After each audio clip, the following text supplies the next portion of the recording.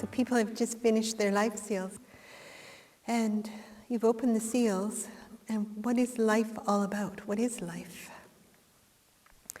And it seems that it's this great opportunity to actually understand a way to liberation.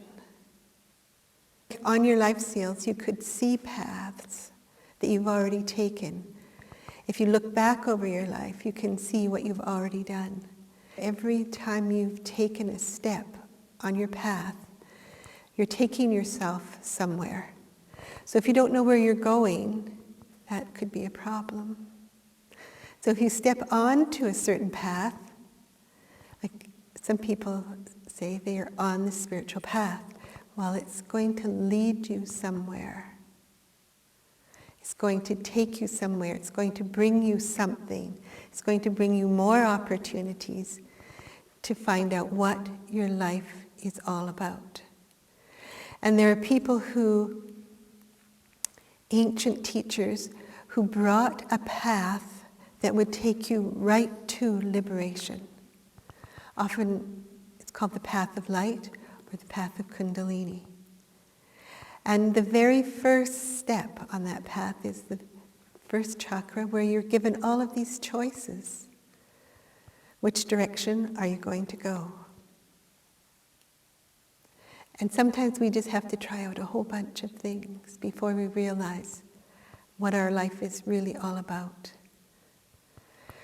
And sometimes the path is very straight, and sometimes it's very crooked, and sometimes it's very like a spiral, and sometimes it's very romantic, and sometimes it's very real. Sometimes we sort of know, and sometimes we don't know what the next step is going to bring. There's so many things we don't know when we first step in, but what is it that you want? What is this life opportunity? Swami Radha said over and over, oh, you've been married, thousands of times. You've been a mother thousands of times. You've been somebody's daughter thousands of times. Isn't there just one time where you're going to devote your life to the divine? So if the path is a spiritual path, it's going to lead you to the divine. And how do you make that relationship? Again, whenever we do the life seals, your relationships come up, like your relationship with your parents or your children, or your wife, or your husband, or your co-workers, or people or teachers, or whatever. And what they are is telling you what is happening, what you're developing, what you're cultivating on this path. So everyone has sort of a reason for being in your life. All the events have reasons for coming to you. And that relationship or those events are telling you something about what you need to cultivate, what you need to go towards on your path to the divine. Because often we get our relationships on earth mixed up with our relationships in heaven, and they somehow get mixed. So what we have are difficult relationships with our father or mother, and we have then difficult relationship relating to the divine, because those same obstacles are there. We have these ways of being so mechanical in our thinking because we don't think deeply enough. We have concepts that bind us to cultures, to families, to other people's ideas that won't let us be who we are. And so it's this constant what and who is coming into my life. Who am I? What are the opportunities that are there to fulfill this life? And what is the purpose of this life? Like, if we run into all of these difficulties, why would we keep on going? Why would we keep on facing them? Like, we have all of these choices. We always have a choice to go forward or withdraw. forward or withdraw, step back, go forward. We have a choice to doubt or have faith. So, some way, the purpose of life is liberation. We have to somehow keep stepping into these situations and facing ourselves. And that liberating feeling that comes when you know that you have self-confidence, that you know that you can think through for yourself what's best for you, when you know that what your heart is telling you is the truth. But so often, when we come to the problems, there doesn't seem to be a solution.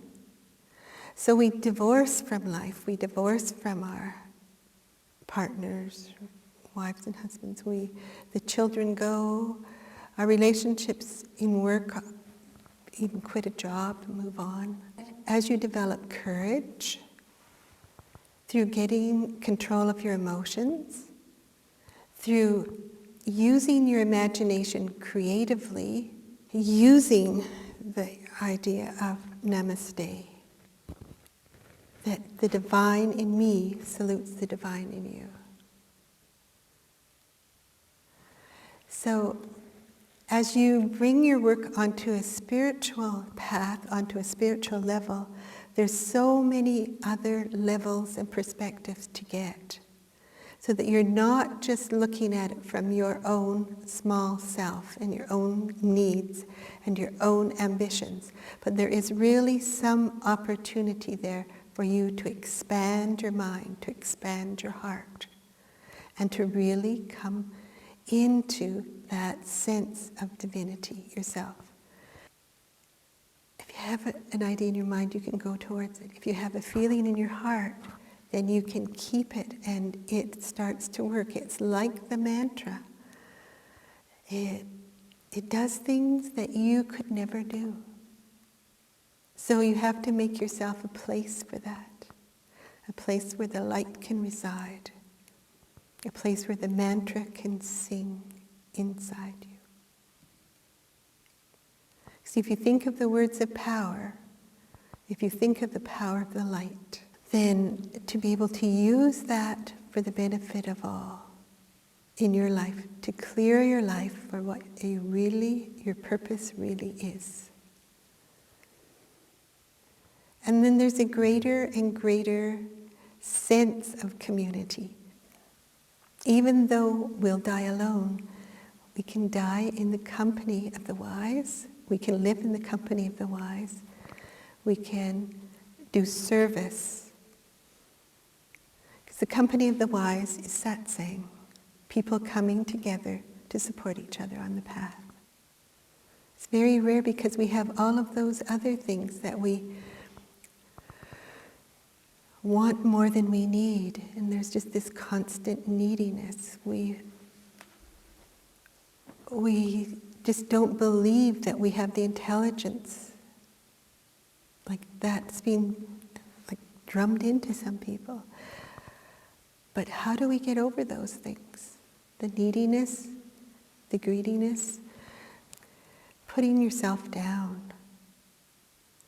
So we all have to become shining, beaming, brightly people, taking the light, feeding on the light and nourishing yourself as much as you can while you're here. Because the challenges keep coming. But when they do, you'll know what they're for. You'll be able to face them. So, Om Namah Shivaya. May Shiva clear the way.